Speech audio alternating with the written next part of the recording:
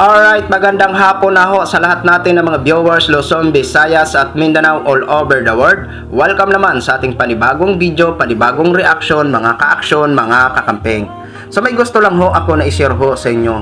Tungkol ho ito sa naging reaksyon nito ni Larry Gadon sa pagtakbo ni Sara Duterte bilang Pangulo ng Pilipinas. Alam naman po natin na nag-aambisyon ito si Sara na maging presidente ng Pilipinas. Ngayon, ang malaking katanungan, makakakuha kaya si Sara Duterte ng mas maraming boto?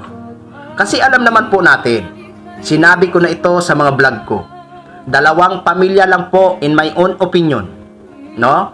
Ang may pundasyon pagdating sa mga supporters. Walang iba kung hindi Aquino at Marcos. Yan ang aking pananaw dyan. Dalawang pamilya lang ang may pundasyon pagdating sa mga suling na supporters. Aquino at Marcos. Ngayon, kung halimbawa, pareho may pambato ang administrasyon at ang liberal, sa tingin nyo ba, sino kaya ang susuportahan nila? Sa side ng mga Marcoses? Siyempre, ang susuportahan nila ang pambato ng administrasyon. Ngayon, itong pagdating sa mga Aquino, pag may pambato ang liberal, sino susuportahan nila? Siyempre, ang pambato ng liberal. Ngayon, ito si Sara. Sa tingin nyo ba, makakuha ba siya ng suporta magmula sa dalawang pamilya? Lalong-lalo na po sa mga Aquino? Nako, sinasabi ko na sa inyo, malabo pa sa sabaw ng pusit. Maaari siguro dito sa mga Marcos, na mga maka-Marcos, may konti lang ho yan, lulusot, konti lang. Di ba? Ngayon, tanong natin, paano kaya mananalo si Sara? Di ba?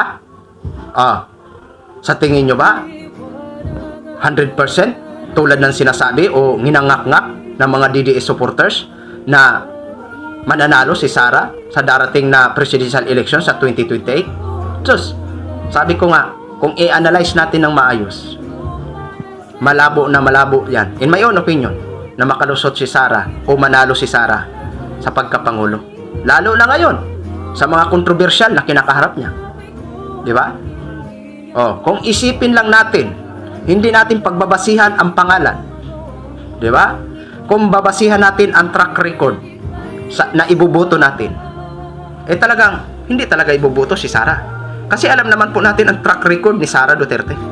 'Di ba? Doon tayo sa malinis. 'Di ba? Sa malinis at may pagmamahal sa bayan at kaya ipaglaban ang ating bansang sinilangan. 'Di ba? Ito ho, mga ka-aksyon, mga kakamping. Panoorin po muna natin ito si Larry Gadon ho dito sa kanyang pagbigay ng reaction dito kay Sara Duterte. Ang pag-announce ni VP Sara na siya ay kakandidato bilang Pangulo sa 2028 ay isang taktika lamang upang kapag nag-umpisa ang impeachment hearing sa kanya ay ang kanyang magiging depensa ay sasabihin niya na ito ay political persecution dahil kasi nag-announce na siya ay tatakbo. At ang nais lamang ng kanyang mga katunggali ay sirain siya sa politika.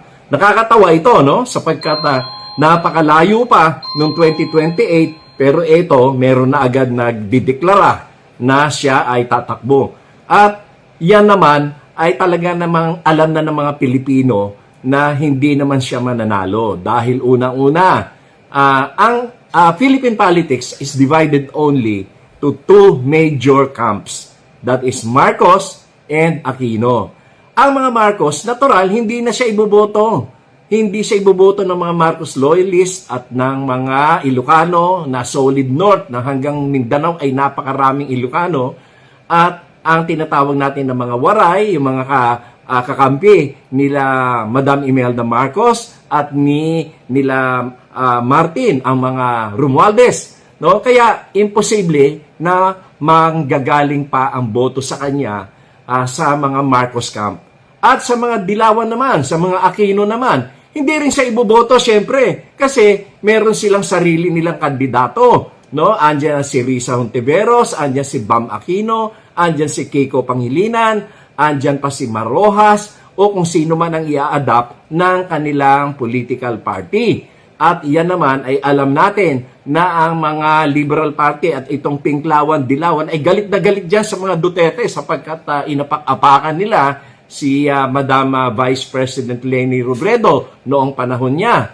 Kaya imposible na manggaling sa Marcos camp at saka sa Aquino camp ang boto ni Sara. Ngayon, tingnan naman natin yung mga leftist, yung mga nasa kaliwa. Hindi rin siya lalo iboboto dahil galit na galit sa mga Duterte yung mga yan. Ang mangyayari, itong leftist ay kakampiyan either sa Liberal Party o yung Dilawan, Pinklawan o kaya ay posible na kumampi sila sa Marcos. At yun naman mga ibang mga political parties na mga minority political parties, of course, hindi rin kakampi sa kanya yan dahil yan ay talagang papanig yan sa administration or sa opposition dahil kasi kailangan nilang magpasok ng mga senatorial candidates kahit na ilang piraso lang na candidates meron sila at meron din sila sa mga local. Kaya hindi yan magsasara. At isa pa, ang PDP naman ay wasak na. Nag-resign na nga yung kanilang Secretary General at marami na sa mga PDP wala na. At hindi naman din naman solid ang PDP noon kay Sara dahil nagalit sila kay Sara. At galit din si Sara sa kanila. Kaya walang patutunguhan yung political ambitions na yan ni Sara. Di ba? Posible na mangyari ho talaga yung analyzation ni Larry Gadon. Di ba? Kaya ito nga sinasabi natin.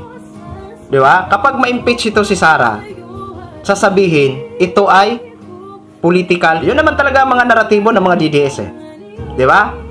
Siguro kahit maaga pa nag-declare na siya. Kasi alam niya na may kakaharapin siya na impeachment. Di ba? Kaya malinaw ho dito sa atin mga ka-aksyon, mga kakampi. Kahit na nga hindi halimbawa siya ma-impeach. Di ba?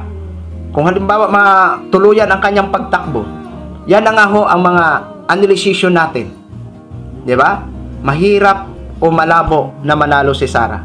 Kasi tulad nga ng sabi ko, 2 pamilya lang ang may pundasyon pagdating sa mga solid supporters. Di ba? Alam natin na may ano pa to si Sara. May mga supporters din po siya. Di ba? Pero kung iano nga natin sa supporters ng mga solid, sigurado hindi talaga siya susuportahan ng 2 pamilya. Di ba? Ano na, mga DDS? Yun ang sinasabi na habang malayo pa, i-practice nyo na ang kantang hindi ko kayang tanggapin. Di ba? Ay nako mga DDS. Ito si Inday nyo na iniidolo nyo. Ang lakas ng loob para mag-announce na siya ay tatakbo bilang isang pangulo.